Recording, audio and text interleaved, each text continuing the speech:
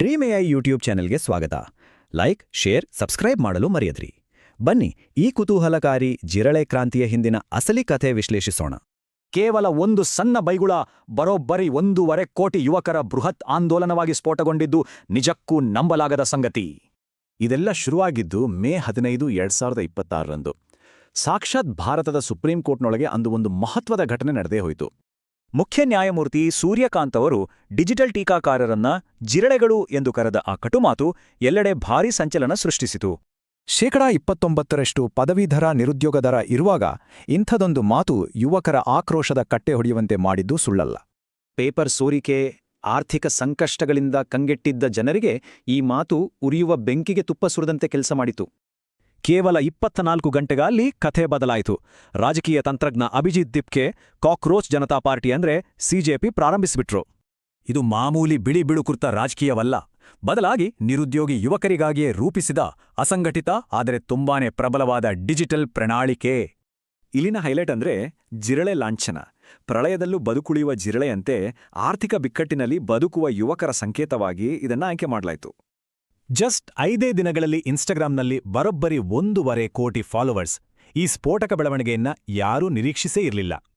ಸಿಜೆಪಿಯ ಈ ಅತಿ ವೇಗದ ಡಿಜಿಟಲ್ ಟ್ರೆಂಡ್ ಹೇಗಿತ್ತಂದ್ರೆ ಆಡಳಿತ ಪಕ್ಷದ ಡಿಜಿಟಲ್ ಹೆಜ್ಜೆಗುರುತೇ ಇದರ ಮುಂದೆ ಸಂಪೂರ್ಣ ಮಂಕಾಗಿ ಹೋಯಿತು.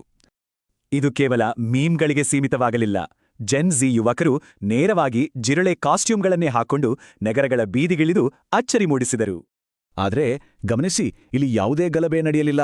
ಬದಲಾಗಿ ತಮಗೆ ಕೊಟ್ಟ ಪರಾವಲಂಬಿ ಹಣೆಪಟ್ಟಿಯನ್ನ ಅಣಕಿಸಲು ಶಾಂತಿಯುತ ಸ್ವಚ್ಛತಾ ಅಭಿಯಾನಗಳನ್ನು ಶುರುಮಾಡಿದ್ರು.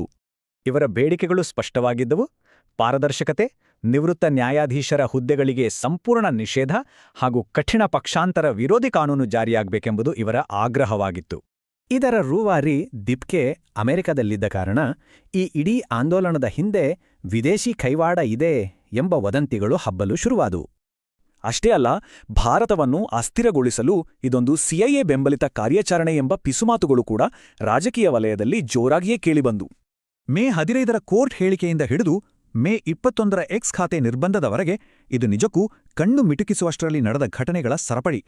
ಇದು ಕಾನೂನು ಉಲ್ಲಂಘನೆ ಎಂದು ಸರ್ಕಾರ ಹೇಳಿದ್ರೆ, ಬೆಂಬಲಿಗರು ಮಾತ್ರ ಈ ಸೆನ್ಸರ್ಶಿಪ್ ಅನ್ನು ಸರ್ಕಾರದ ಭಯದ ಸಂಕೇತ ಅಂತಲೇ ಕರೆದ್ರು.